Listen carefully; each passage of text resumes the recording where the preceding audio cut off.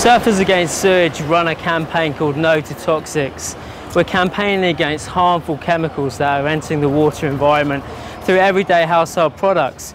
Products like washing detergents, cleaning products, toiletries, shampoos. Many of these have endocrine disrupting chemicals. These mimic hormones and are causing havoc amongst marine wildlife. One thing we're really concerned about is the impact they have on water users. And we're really concerned about the fact that, what we flush down our toilets does eventually end up in the water environment. And that's something we can all make a difference with. We can buy greener, cleaner, alternative products, low impact products that don't scour our seas and have a big impact on the environment.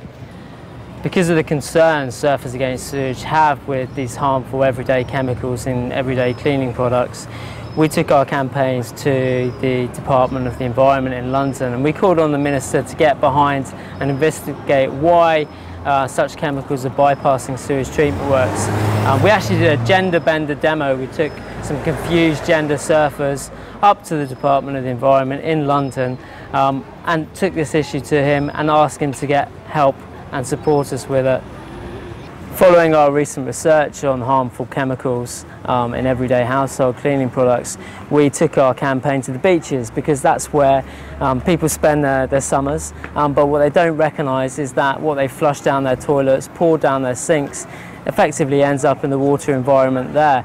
And to highlight that point, we took a bath down in the shore break, we cleaned a toilet down in the water, and we cleaned dishes there to highlight the fact that this is where it eventually does go. What we're saying to people is that there are more lower, greener, cleaner impacted products available on the high street. Products like these that are becoming much more available, and products that people should be getting behind and supporting to help us maintain a clean and safe water environment.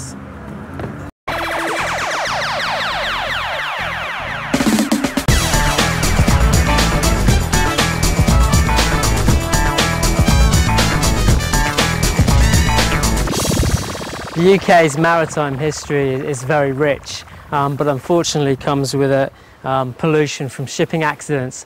And SAS are really campaigning hard to ensure that our coastline is protected against shipping accidents such as the Mulheim, which happened in 2003. The UK was actually the first country to see a major oil accident at sea, the Torrey Canyon, which ended up in rocks in between the Isles of Scilly and Cornwall. But we've not really learned anything since then, and a barrage of shipping accidents have led to pollution right around the coastline. What SAS are calling for is the polluter pays principle to work. So few shipping accidents actually result in prosecutions. Fortunately, we were able to get this as SAS a successful prosecution, but so few go unpunished, and that's a real failure of the legal justice system. And of course, SAS also want to see those most high-risk, environmentally sensitive areas protected, and that's what we're campaigning for over the coming years, to ensure that ships carrying unsafe, potentially hazardous cargoes avoid those areas so that we don't have incidents like this.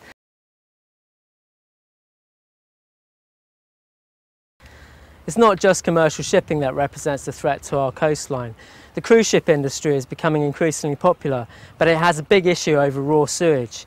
Many of the ships aren't treating sewage properly before discharging it to sea, so we're seeing big slicks of raw sewage in the most pristine marine environments. There is the technology to deal with that. You can fully treat sewage from cruise ships before it's discharged, and SAS are calling for that industry to move in that direction. A great example of this is the World. This is a ship that visited Falmouth last year, and it's a ship that treats sewage responsibly with full sewage treatment disinfection. What we want to see is that more examples from the cruise ship industry use that of the World to treat its sewage before it's discharged to sea, and that's what SAS are campaigning for.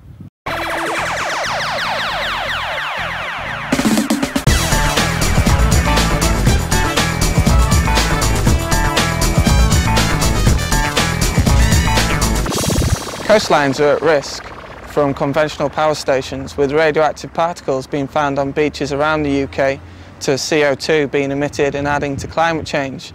This having the added effect of more combined sewage and stormwater overflows flowing, increasing the poor water quality around the UK.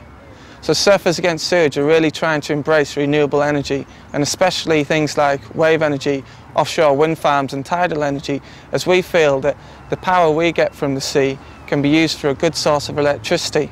I'm sat in St Ives, where 12 miles out to sea there's a project called the Wave Hub, which will hopefully see a wave farm off the coast of Cornwall that can produce electricity from a green source, a renewable source, and a source that we have in abundance. And we can see electricity being put into the grid from what we love to use, it's waves. As recreational water users, we get a lot of positive energy from the sea, and it's this positive energy we want to tap into and turn it into electricity, so we don't need to worry about the harmful effects of radioactive waste washing up on our beaches or CO2 pumping into our atmospheres.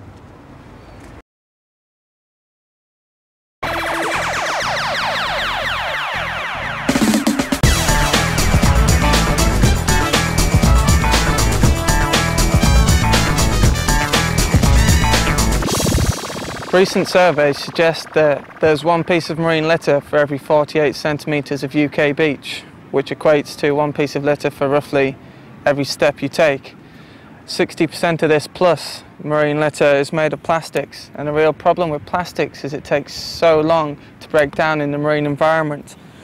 This bottle, for instance, can take up to 450 years to break down. Cigarette butts, a lot of people think are made of cotton, are actually made of 12,000 plastic fibres. One cigarette butt can pollute 3 litres of seawater, and they can take up to 15 years of breaking down. And it's not just surfers that can come into harm, or recreational water users or beach users.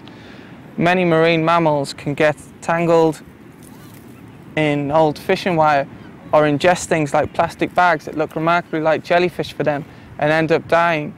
So what we need to do is carry on with our campaigning to keep marine litter off the beach. We clean beaches and we've adopted our own beach, but also we have a No Butts on the Beach campaign that hands out free butt bins to smokers. So if they do smoke on the beach, we're asking them to smoke responsibly, take their butts, put them in a bin and don't drop them on the beach.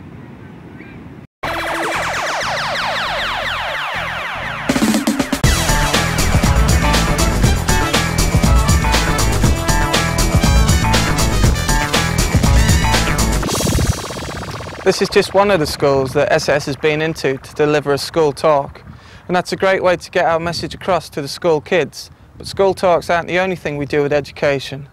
SAS has designed various education packages for secondary school, for example the citizenship package, and for primary schools O'Neill and SAS's Marine Environment Project.